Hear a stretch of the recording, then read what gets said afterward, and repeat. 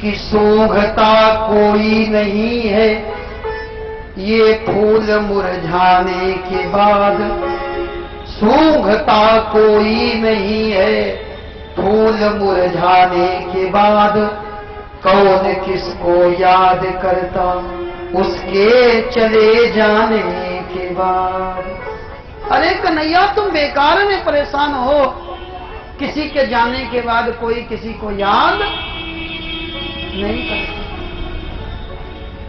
ये जो ज्ञानी लोग होते हैं ना, ये प्रेम नहीं करते, ये केवल व्यवहार करते हैं। आए तो वेलकम, आए तो वेलकम, और चले गए तो नो गम, कोई दुख नहीं, जाओ। आए तो वेलकम और चले गए तो नो गम।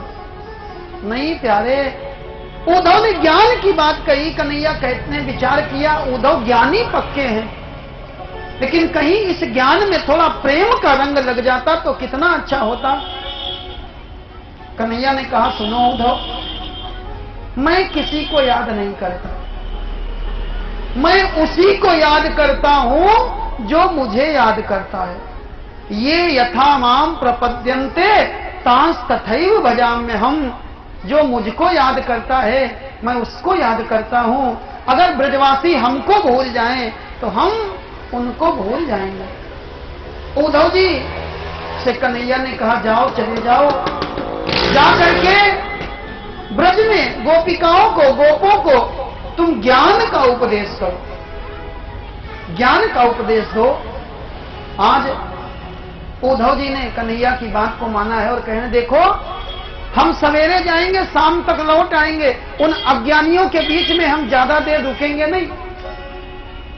आज कन्हैया के कहने पर उद्धव जी चले हैं। कन्हैया ने अपना मोर पंख, अपना पीतांबर दे दिया।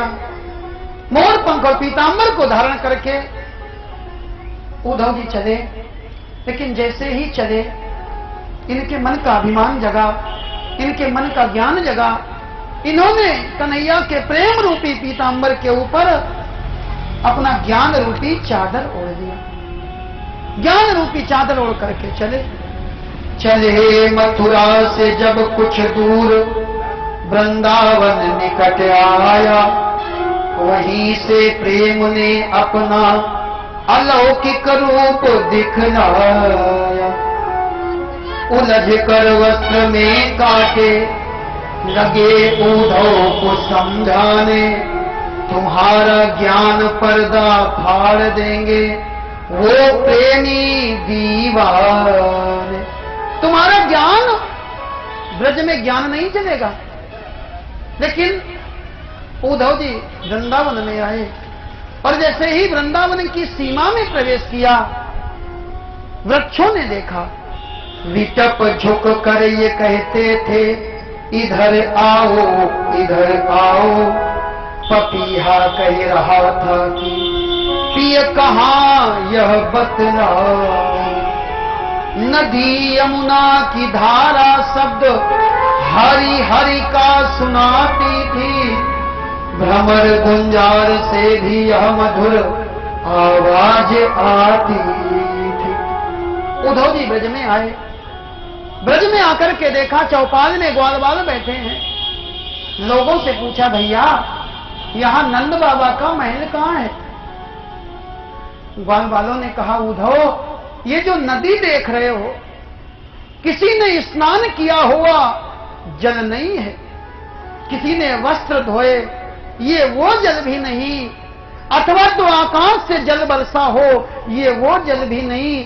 जिस दिन से कन्हैया नंद और यशोदा को छोड़ करके गया है, नंद और यशोदा इतना रोते हैं कि उनके रोने से ये नदी बन गई है। इस अश्रु की धारा को देखते देखते चले जाना। जिस घर से इस अश्रु की धारा का उद्गम हो रहा हो, वही नंद भवन है। उद्धव जी ने आकर के नंद भवन का द्वार खटखटाया। मैया ने द्वार खोला है। उद्धव जी ने मैया और बाबा को कन्हैया का उपदेश दिया, कन्हैया का पत्र दिया, कन्हैया का संदेश सुनाया है। मैया ने उद्धव से कहा, उद्धव, कन्हैया ने संदेश दिया, तुम भी जाकर के कन्हैया से कह देना, उद्धव इतना कहियो जाए। उद्धव, तुम जाकर के इतना कहना। क्या कहना है? उद्धव इतना कहियो जाए, अति कृष गात भइये तुम बिन परम दुखारी गाय। उद्धव इतना कहियो जाए। यशोदा ने कहा, उद्धव, कन्हैया से हमारा दुख मत कहना, कन्हैया से बस इतना बता देना, जब से तुम गए हो तुम्हारी गायों ने भोजन करना बंद कर दिया। अति कृष गात भइये तुम बिन परम दुखारी गाय। उद्धव इतना कहियो जाए। उद्धव जी ने मैया का संदेश दिया, मधुवन में आ गए। मधुवन में आकर के उद्धव ने गोपिकाओं को देखा। एक गोपी मधुवन के वृक्ष से बात कर रही थी। मधुवन तुम कत रहत हरे, विरह वियोग श्याम सुंदर के, ठाढ़े क्यों ना जरे।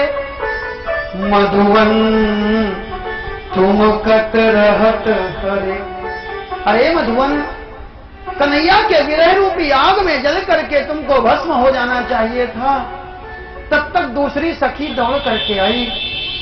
इसने कहा, बहन, लगता है हमारे प्राण निकलने वाले, लगता है बिना कन्हैया को देखे ही हम मर जाएंगे। लेकिन हमारे मरने के बाद एक काम करना। क्या? हमारे मरने के बाद हमको किसी नदी में प्रवाहित मत करना। हमारे मरने के बाद हमारी समाधि भी मत बनाना। हमारे मरने के बाद हमारी चिता भी मत जलाना। फिर ये गोपी कहती है, सखियों, हमारे मरने के बाद हमको इसी मधुवन में पड़ा रहने देना, मेरे पास में बैठ जाना। मेरे मरे हुए शरीर को खाने के लिए कौवे